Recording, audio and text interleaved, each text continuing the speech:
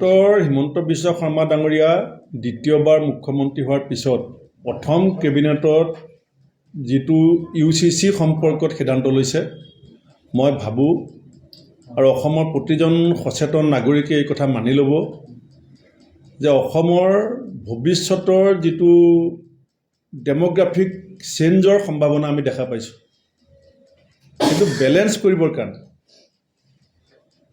Doctor Himanta Biswa Sarma ডাঙৰীয়াৰ প্ৰথম cabinet সিদ্ধান্তটোৱে এটা ঐতিহাসিক সিদ্ধান্ত বুলি আমি ক'ব পাৰোঁ।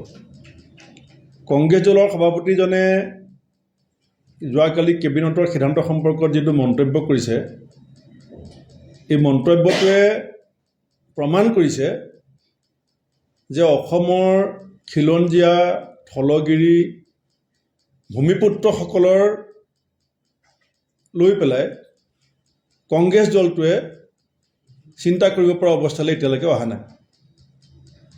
কাৰণ জনগাঁথনিৰ যিটো ব্যাপক পৰিৱৰ্তনৰ ইংগিত ইতিমধ্যে অসমত আমি দেখিবলৈ পাইছোঁ সেইটো নিয়ন্ত্ৰণ কৰাটো এখন দায়িত্বশীল চৰকাৰৰ প্ৰধান কৰ্তব্য।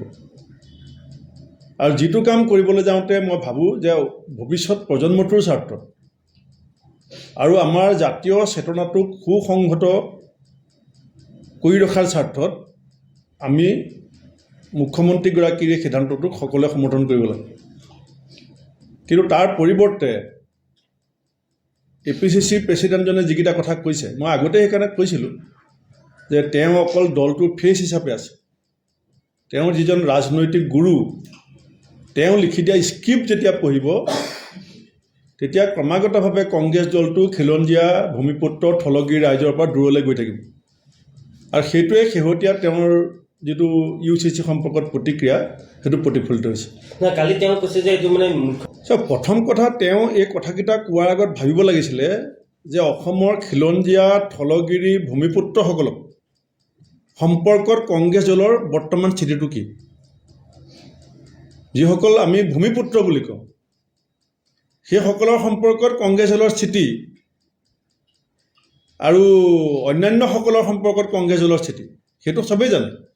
কিন্তু কালি গৌৰৱ গগৈৰ শেহতীয়া মন্তব্যটো প্ৰমাণ কৰিলে যে গৌৰৱ গগৈৰ কাৰণে জাতি গুৰুত্বপূৰ্ণ নহয়, গৌৰৱ গগৈৰ কাৰণে স্বজাতি আৰু স্বদেশ গুৰুত্বপূৰ্ণ নহয়, গৌৰৱ গগৈৰ কাৰণে গুৰুত্বপূৰ্ণ হৈছে তেওঁৰ নেতাজনে লিখি দিয়া স্ক্ৰিপ্টখন আৰু তেওঁৰ যিটো ৰাজনৈতিক যিটো সুৰক্ষা। এতিয়া নগাঁও উপ নিৰ্বাচনক কেন্দ্ৰ কৰি কথাবিলাক কৈ আছে, জাতিৰ ভৱিষ্যতক লৈ চিন্তিত নহয়।